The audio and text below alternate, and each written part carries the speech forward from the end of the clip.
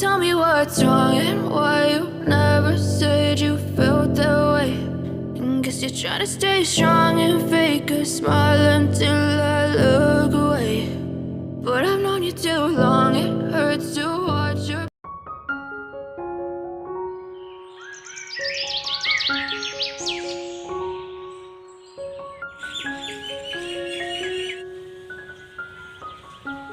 அஸ்ஸலாமு அலைக்கும் friends, welcome to Farzana kitchen. இன்றைக்கி வந்து என்னோடய பிறந்த நாள்.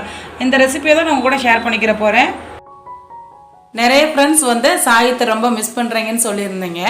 அதோடு வந்து அவன் ஸ்கூல் போகிறதுனால வீடியோவில் அவ்வளோவா கவர் பண்ண முடியலை.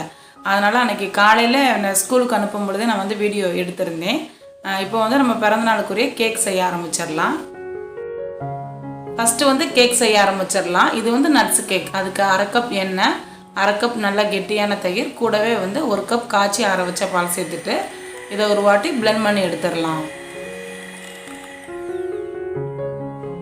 கூடவே இதில் 1/2 கப் ரவை, இது வந்து வறுக்காத ரவை தான், 1/2 கப் மைதா மாவு, 1 teaspoon baking powder, 1/2 teaspoon baking soda, 1 சிட்டிகை உப்பு.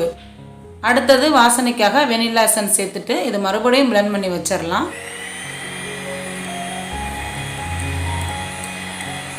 இதுக்கு வந்து பிளெண்டர் யூஸ் பண்ணணும்னு அவசியம் கிடையாது. ஒரு ஸ்பேச்சுலா வச்சு கூட நம்ம மிக்ஸ் பண்ணிக்கிடலாம். அடுத்தது இந்த டிஷ்ஷுக்கு ரொம்ப முக்கியமான நட்ஸ் எல்லாமே சேர்த்துடலாம். நீங்கள் உங்களுக்கு எந்த நட்ஸ் விருப்பமாக இருக்கோ அது எல்லாமே சேர்த்துக்கோங்க. நான் வந்து பாதாம், பிஸ்தா, முந்திரி, நிலக்கடலை இது எல்லாமே 2 டேபிள் ஸ்பூன் எடுத்துக்கிறேன். இதை வந்து கொஞ்சம் குறைன்னு அரைச்சி எடுத்துகிட்டு இதில் சேர்த்துடலாம். கொஞ்சம் மட்டும் நான் வந்து எடுத்து வச்சுக்கிறேன். இது லாஸ்ட்டில் வந்து நம்ம டிசைன் பண்ணுறதுக்கு யூஸ் பண்ணிக்கிடலாம். கூடவே இதில் 1/2 கப் அளவுக்கு சர்க்கரை சேர்த்துட்டு இதை வந்து மறுபடியும் நம்ம வந்து பிளெண்ட் பண்ணி எடுத்துடலாம்.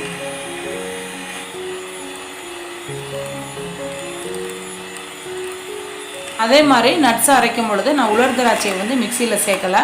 இதை கடைசியாக சேர்க்கறதுனால நமக்கு கேக் சாப்பிடும் பொழுது முழுசாக வாயில் கடிபட்டு டேஸ்ட் நல்லாயிருக்கும். நீங்கள் அரைக்கிறதுனாலும் சேர்த்து அரைச்சிக்கிடலாம். அவ்வளோதான், கேக்குக்கு மாவும் தயாராக இருக்குது. இதை வந்து ஒரு 8 இன்ச் ரவுண்டு பேனில் லைட்டாக எண்ணெய் அல்லது வெண்ணெய் தடவிட்டு ஒரு பட்டர் பேப்பரை வச்சுட்டு கேக்கோட மாவை வந்து அதில் ஊற்றிடுறேன். மேலாக வந்து நம்ம டிசைன் பண்ணுறதுக்கு ரிமைனிங் அந்த அரைச்ச நட்ஸ் வச்சுருந்தோம்ல அதையும் வச்சிடலாம். இதை வந்து ஒரு வாட்டி குலுக்கிட்டு ஒரு அடிகனமான தோசைக்கல் அப்படி இல்லைன்னா ஒரு குக்கரை வந்து 10 நிமிஷம் வரைக்கும் ப்ரீ ஹீட் பண்ணிக்கோங்க. அதுக்கு மேலாக ஒரு கடாய் வச்சுட்டு நம்ம ரெடி பண்ணி வச்சோம்ல கேக் மாவு அதை எடுத்து வச்சுக்கோங்க. கிட்டத்தட்ட மிதமான சூட்டில் 45லேருந்து 50 நிமிஷம் வரைக்கும் ஆகும். அவன்னா சீக்கிரமாக ரெடி ஆயிரும். இது வந்து கடாயில் செய்கிறதுனால கொஞ்சம் டைம் அதிகமாக தான் ஆகும். கேக்கு வந்து பேக்காகி வர நேரத்துக்குள்ளே நம்ம வந்து மட்டனை வேக வச்சிடலாம். நான் வந்து 1 கிலோ மட்டன் எடுக்கிறேன், மீடியம் சைஸ் பீசஸாக பார்த்து. கூடவே இதில் ஒரு 4-5 தட்டின பூண்டு பல், ரொம்ப கொஞ்சமாக மஞ்சள் தூள், கொஞ்சமாக கரம் மசாலா, கூடவே இதில் ஒரு பட்டை, 2 ஏலக்காய், 3 கிராம்பு, கொஞ்சமாக எண்ணெய், அதுக்கப்புறம் கூடவே உப்பு சேர்த்துட்டு மட்டன் வேகிற அளவுக்கு தண்ணி சேர்த்துக்கோங்க. கடைசியாக நல்லா வாசனைக்காக கொஞ்சமாக மல்லியலை லைட்டாக பிச்சு போட்டு சேர்த்துக்கிறேன். இதை மூடி வச்சு மிதமான சூட்டில் 4லேருந்து 5 விசில் வரைக்கும் வச்சு எடுத்துக்கோங்க. நீங்கள் வாங்குகிற மட்டனை பொறுத்து மட்டன் வேகிற டைம் வந்து முன்ன பின்ன மாறுபடலாம். மட்டன் வந்து ஓரளவுக்கு நல்லா வெந்து வந்துருச்சு. இதை வந்து நீங்கள் நேரடியாகவே பிரியாணிலையும் சேர்க்கலாம். ஆனால் இந்த மாதிரி செய்கிறப்ப நமக்கு வேலை வந்து ரொம்ப சீக்கிரமாகவே முடிஞ்சிடும். கூடவே இதுக்கு தேவையான மசாலா என்னென்னு பார்த்துடலாம். பிரியாணி மசாலா இது வந்து வீட்டில் அரைச்சது, நான் வீடியோ எடுத்துகிட்டே சீக்கிரமாக போஸ்ட் பண்ணுறேன். 2 டேபிள் ஸ்பூன் மிளகாய்த்தூள், 2 டேபிள் ஸ்பூன் மல்லித்தூள், கூடவே 1/2 கப் அளவுக்கு கெட்டியான தயிர் எடுத்துக்கோங்க.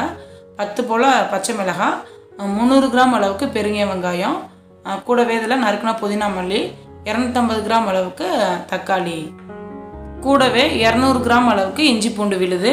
நான் வந்து பிரியாணிக்கு ஓரளவுக்கு எல்லாத்தையுமே ரெடி பண்ணி வச்சுட்டேன். ஒரு படி சீரக சம்பா பிரியாணி செய்ய போகிறேன். நிறைய பேர் வந்து சீரக சம்பா பிரியாணி எப்படி செய்கிறதுன்னு கேட்டிருந்தீங்க. இதை வந்து 2-3 வாட்டி தண்ணியில் அலசிட்டு அதுக்கப்புறம் தண்ணி சேர்த்து ஒரு 20 நிமிஷம் வரைக்கும் மட்டும் ஊறட்டும். எல்லாம் ரெடியாக இருக்குது. பிரியாணியை தாளிச்சிட வேண்டியது தான். அதுக்கு ஒரு அகலமான பாத்திரத்தில் நெய்யும் எண்ணெயும் சூடாகிக்கிட்டு இருக்கு. இதுக்கப்புறம் நம்ம நறுக்கி வச்சுருந்தோம்ல பெரிய வெங்காயம், அதை இதில் சேர்த்துக்கோங்க.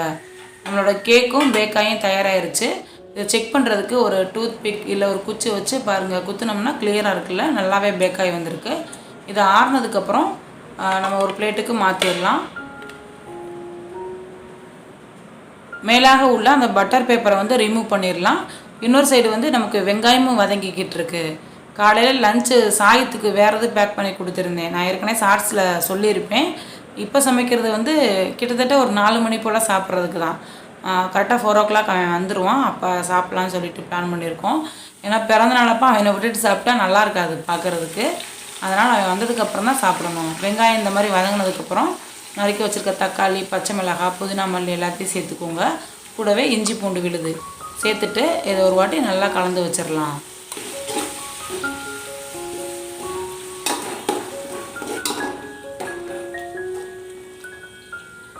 இது வதங்குற கேப்பில் நம்ம வந்து தண்ணி எடுத்து வச்சிடலாம். நான் வந்து 1 படி அரிசி எடுத்திருக்கேன். இது வந்து 4 அளக்குறியில் அதில் வந்து 4 கப் அளவு. நம்ம வந்து 1க்கு 1.5 சேர்ப்போம். அப்போ 4க்கு வந்து நமக்கு 6 வரும். 6 கப் அளவுக்கு நான் தண்ணி வந்து அளந்து வச்சுக்கிறேன். மட்டன் வேக வச்சோம்ல அந்த தண்ணியும் நான் அளந்து சேர்த்துக்கிறேன். அதை வந்து வேஸ்ட் பண்ணலை. இந்த ஸ்டேஜில் 1/2 கப் அளவுக்கு நம்ம வச்சுருந்தோம்ல தயிர், அதை சேர்த்துட்டு கூடவே வச்சுருக்க மசாலா எல்லாமே சேர்த்துருங்க. பிரியாணி மசாலா வந்து ஒரு 2 டீஸ்பூன் அளவுக்கு சேர்க்குறேன். கூடவே இதில் எலுமிச்சம்பழத்தோட சாறு நான் வந்து 1 எலுமிச்சம்பழம் எடுத்திருக்கேன். ஏன்னா தயிர் வந்து 1/2 கப் தான் சேர்த்துருக்கோம். அதனால் 1 எலுமிச்சம்பழம் சேர்த்தா தான் சரியாக இருக்கும். கூடவே இதுக்கு தேவையான அளவு உப்பு சேர்த்துக்கோங்க. இது எல்லாமே சேர்ந்து நல்லா ஒரு பேஸ்ட் மாதிரி வரணும். தக்காளிலாம் நல்லா வதங்கி அதே நேரத்தில் அந்த மசாலாவோட பச்சை வாசனையும் போய் நல்ல ஒரு பேஸ்ட் மாதிரி வரணும். அது வரைக்கும் இருக்கட்டும். இப்போ பாருங்கள், எண்ணெயெல்லாம் நல்லாவே பிரிஞ்சு வந்திருக்குல்ல. இந்த ஸ்டேஜில் இதை ஒரு வாட்டி கலந்து வச்சிடலாம். இதுக்கடுத்து நம்ம வேக வச்சுருந்தோம்ல மட்டன், அதை அதில் சேர்த்துக்கோங்க. நீங்கள் வேக வைக்காத மட்டனாக இருந்தால் இந்த ஸ்டேஜில் சேர்த்துட்டு இதுக்கப்புறம் மட்டன் வேகிற வரைக்கும் நம்ம வெயிட் பண்ணணும். ஆனால் நம்ம வேக வச்சதுனால தண்ணியை வந்து அடுத்தே நம்ம சேர்த்துடலாம். அரிசியும் ஊறி தயாராக இருக்குது. இதோட தண்ணியை வடிச்சிட்டு நம்ம இதில் சேர்த்துடலாம். தண்ணி வந்து இந்த மாதிரி கொதிச்சு வர்றப்ப சேர்த்துக்கோங்க அரிசியை.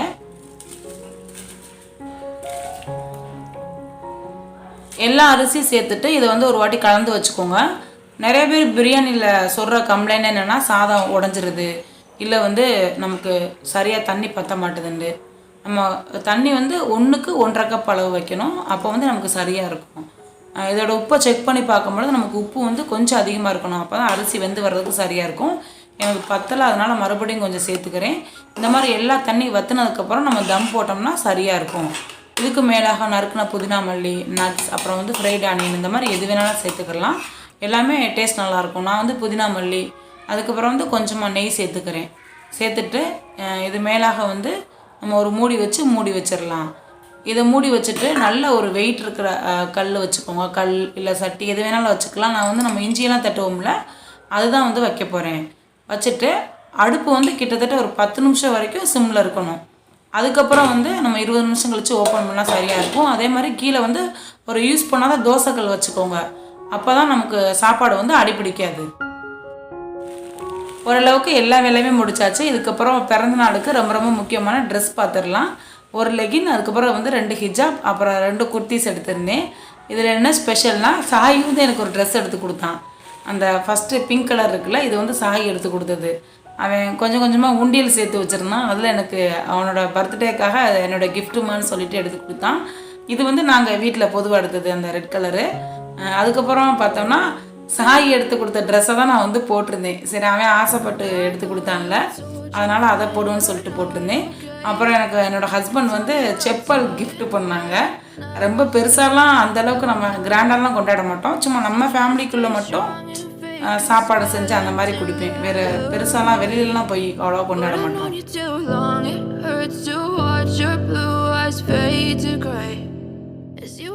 ஓரளவுக்கு எல்லாமே ரெடியாக இருக்குது. கேக்கு, அதுக்கப்புறம் வந்து சிக்கன் 65, அவிச்ச முட்டை, ரைத்தா, மாங்காய், கத்திரிக்காய், மட்டன் போட்ட தாளிச்சா, நாட்டுக்கோழி கிரேவி, உருளைக்கிழங்கு போட்டு, அதுக்கப்புறம் வந்து பிரியாணி.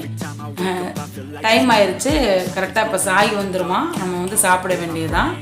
இந்த பிரியாணியில் வந்து நம்மளோட டேஸ்ட்டுக்கு ஏற்ற மாதிரி எதை வேணாலும் அட்ஜஸ்ட் பண்ணி மாற்றிக்கலாம். நம்ம வீட்டில் செய்கிறோம்ல. நான் வந்து சாய் வந்து உரப்பு கம்மியாக தான் சாப்பிடுவோம். அதனால் கொஞ்சம் பிரியாணி மசாலா மட்டும் கம்மியாக போட்டிருக்கேன். இதோட கொஞ்சம் அதிகமாக சேர்த்துட்டா கூட அவன் சாப்பிட மாட்டான். அவனுக்கு எப்பவுமே ஸ்பெஷலாக செஞ்சோம்னா நான் வந்து கொஞ்சம் மசாலா கம்மியாக தான் போட்டு செய்வேன்.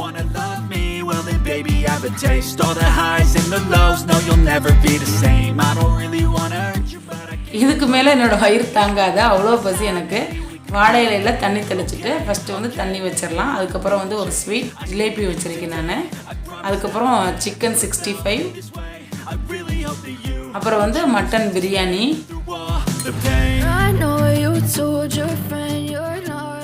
முட்டை, தாளிச்சா, நாட்டுக்கோழி கிரேவி, கடைசியாக வந்து ரைத்தா.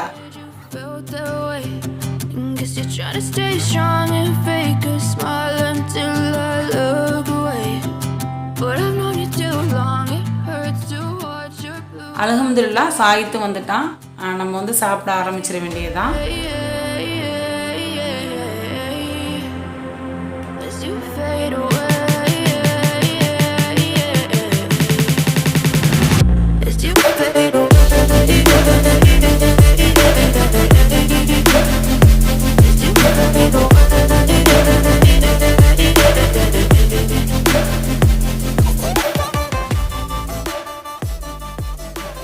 பின்னாடி வந்து என்னோட அம்மா தான் தூங்கிக்கிட்டு இருக்காங்க. அவங்க சாப்பிட்டு ரொம்ப டயர்டாக இருந்துச்சுன்னு சொல்லிட்டு ஊர்லேருந்து வந்திருந்தாங்க.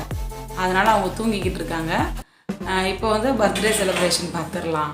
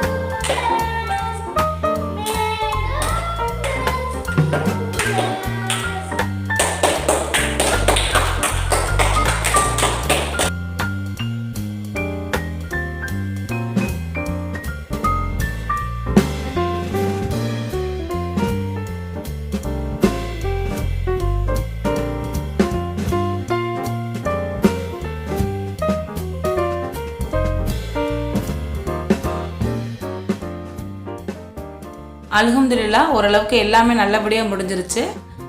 ரொம்ப சிம்பிளாக கொண்டாடினாலும் மனசுக்கு வந்து அவ்வளோ சந்தோஷமாக இருந்துச்சு. அதே மாதிரி நிறைய பேர் வந்து ஏன் வீடியோ போட மாட்டேறீங்கன்னு சொல்லி கேட்டிருந்தேங்க. எனக்கு வந்து சுத்தமாக டைம் இல்லை, நேரமே கிடைக்கல, எடிட் பண்ணுறதுக்கு டைம் இல்லை. வீடியோலாம் எடுத்துடுறேன், எடிட் பண்ண நேரம் இல்லை.